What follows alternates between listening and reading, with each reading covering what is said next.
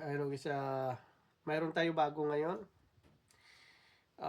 Mayroon tayong kinukuha nito. Kasi dito sa Toronto, wala naman talaga ditong mga ganito na gamit. Sa Pilipinas lang mayroon ito.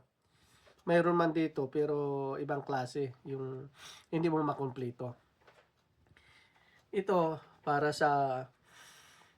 ito sa kulang barang at saka sa Tigalpo. Kapag ikaw ay kalimbawa, katrabaho mo, ginawan ka di maganda, insalbahe ka niya, kung gumamit siya ng karayom, may ano ito pasok, may ano ito sa karayom. Pag may naramdaman ka parang inaano ka ng karayom sa katawan, ganun din siya maramdaman niya doon. Kasi bumabalik kita sa kanya. Kung anong ginagawa niya, bumabalik sa kanya. Kaya madalang itong ganito rin na gamit. Ito ay galing Mindoro. May nakuhaan tayo nito. Kasi wala naman dito yan dito sa Toronto, Canada, wala yan eh. Pero maraming mga salbahe ditong magawa ng hindi maganda sa kapwa nila. Kaya ako mayroon ito.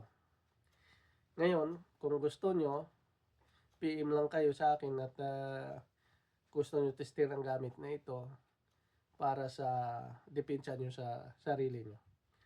Okay, gets na lang. Kita-kita na lang tayo. Kung sino lang may gusto. Okay?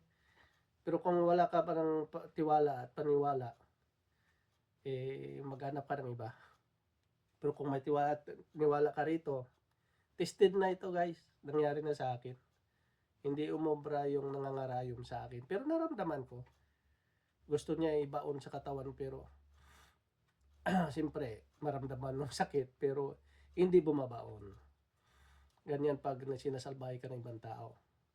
Ito guys, garantisado to. See you next time.